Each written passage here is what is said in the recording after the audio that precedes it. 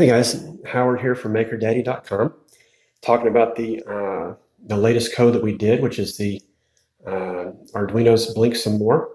We are actually taking the original Blink program, and we are, instead of having just blinking the internal LED, which you can still see here, we're actually going to add 3 LEDs. We're going to blink them off of 3 separate pins. We got pin number 13, 12, and 11 connected to these 3 LEDs.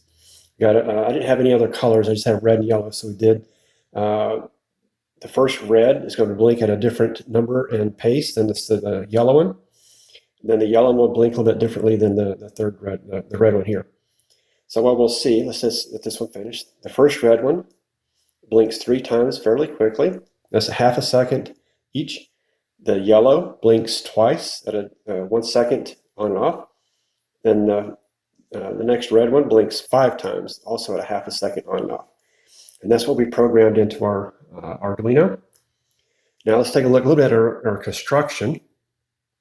We're going to see that we have, again, say we have the 3 pins connected, and we have another jumper here on ground. And the ground is going to connect to the ground here.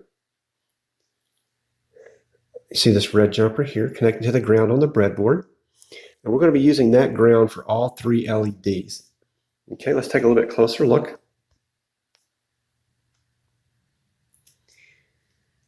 And let's see here. So you can see here where the ground comes in. And then basically coming off of pin 13, which is the green one here, we connect it to the breadboard here, and it connects to the resistor here. We got our 330 ohm resistor. So our voltage is flowing, our current is flowing through the green jumper here, through the resistor. At the other end of the resistor, we have connected the long leg of the first LED. Okay, the long one is a positive, it goes on the positive side.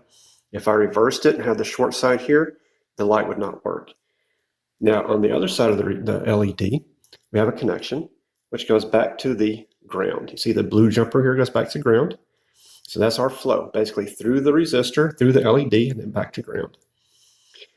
If we did not have the resistor there, we would burn out our LED because there'd be too much current flowing through the LED. And basically the same thing we're doing for the other LEDs. Same connection type, just with different pins, running through the resistor, through the LED, and back to ground, and same for the third one. All right, let's take a look at the code. Okay, so this piece of code should look familiar to you. We just looked at this in lesson 1. This is the original Blink from Arduino. Just a reminder, we have the LED built in, and we're setting the pin mode on this, and we're making this an output.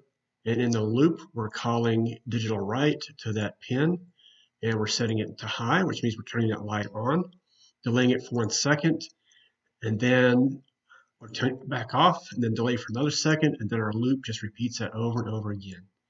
Okay, so that's very basic. Now let's take a look at what we can do in order to have multiple LEDs and multiple time periods.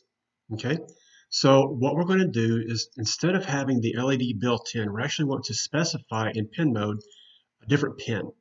In order to do that, in this code, we're going to actually create a variable. So here we can see red LED1. We're using int, which is short for integer, and that's just, we're setting that to 13. Because this is an int, that means you're not going to use something like 13.5 or whatever. That's not going to be applicable for this kind of variable, which is an integer. Okay, so we have int yellow LED is equal to 12, and we're using pin 12, as we saw on the breadboard earlier. Int red LED2, this is our second LED in the red color, which is going to be on pin 11. So we still want to initialize them just as we did before, calling pin mode, and then each LED or each pin we're going to call, and then we're going to say output. Okay, so we're initializing all of these 3 pins to be output for these different pin numbers right here. Okay. Now in the loop function, this is very similar to what we had before too, but instead of calling LED built in, we're going to say digital write to this particular LED, right? This pin. So in this case, we're saying red LED 1, which is 13. We're going to go high.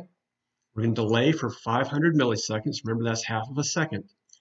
Then for the same pin, we're going to call digital write LED 1 low. So we turn that back off for half a second. Now the difference is between the original LED, the original blink code, and this one is that we're going to repeat that. So you can see we're going to say red 1, we're going to blink 3 times. So we repeat that piece of code 3 times in order to make that blink at a half second on and off for that single LED.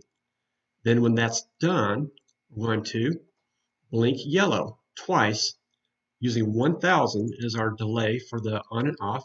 So you see digital write yellow LED, which is pin number 12, calling high, delay, call low, delay, and then do it again. So it's going to blink on and off at 1 second each.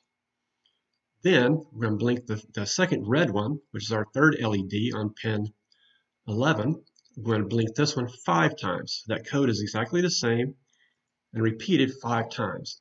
As we saw in the video on the board, that's exactly how these lights will blink. Now we have to realize that this is a lot of code. Now as a software developer, we're looking at this going, wow, this is repeating a lot. Surely there's a way I can actually make this use a lot less code but accomplish exactly the same thing. And there is, and that's what we're going to cover in the next video, lesson 3. We're going to actually take this exact same board, but we're going to change our code using a new function that will allow us to use a lot less code but get the same result as far as the blinking the lights on and off in the same time periods. So I'll see you in that video. Have a good day.